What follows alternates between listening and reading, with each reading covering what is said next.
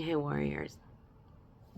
Okay, so some people, not me, but um, a lot of people do. They think that, you know, the darkness fears religion, you know, because history has shown us, I guess, something that's uncomfortable, you know? Human beings can be really deeply religious while still being hateful, unconscious, violent, manipulative, fearful, you know? Um, and completely disconnected from love.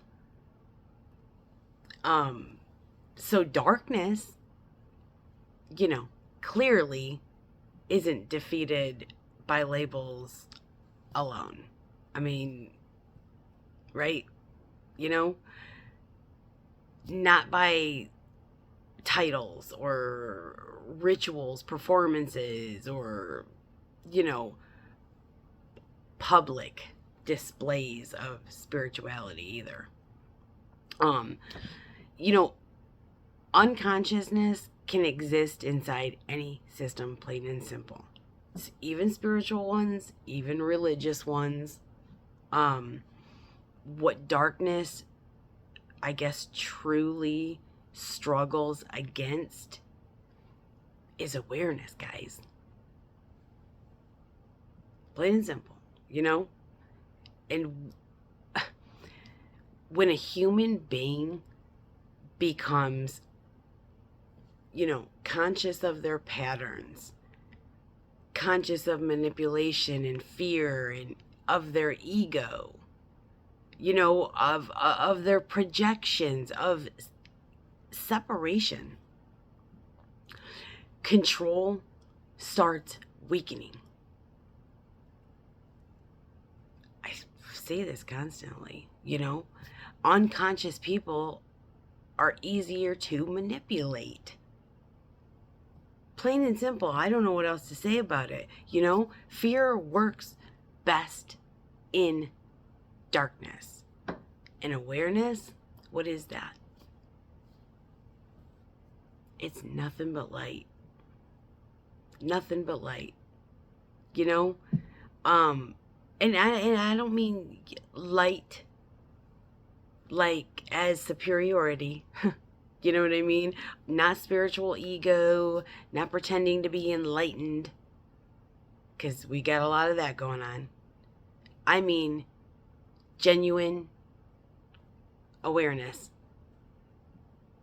Genuine awareness. You know, the kind that makes a person harder to deceive, harder to divide, harder to control through fear. You know, and the kind of person that is more capable of compassion and discernment and truth. That's what I'm talking about, you know? And I think some people confuse religion with transformation, I guess. You know, memorizing spiritual language is not the same thing as evolving consciousness. A person can, I feel horrible saying these things because I don't want to hurt anybody, but it's the truth. But you know, a person can quote scripture and still, you know, refuse to confront their ego, their hatred, their wounds, their dishonesty, their fear. That's why awakening is so powerful for us, you know, because real awakening is forcing self confrontation. And I'm sorry to put down any other thing, but this is where it's at, dude. This is where we find our light. This is where we find our home. You know? when you are in a real awakening, okay, that's when you can ask yourself, why do I react this way? Why do I fear this? Why am I attached to this identity? You know, all kinds of stuff. Why do I need enemies? Why do I separate myself from others? That's what happens when you're in a real awakening. Those are the questions that you ask yourself and that you work on. You know, that level of awareness right there, that changes people from the inside out. Period.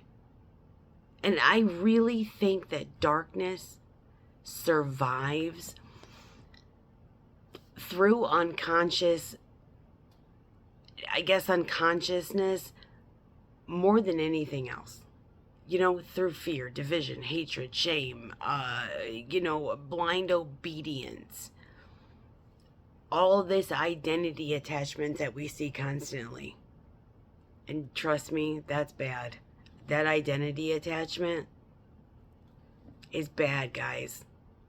There's a lot of people who are seem to be really good people that have some serious identity attachment. Okay? But awareness, true awareness, okay, it interrupts those patterns.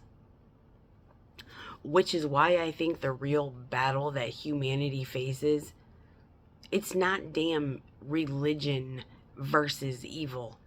It's unconsciousness versus awareness. Fear versus love, control versus the fucking truth. Separation versus our connection.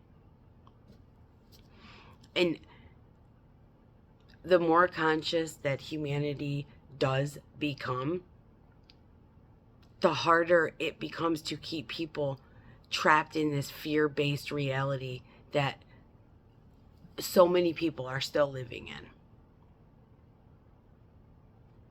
I love you.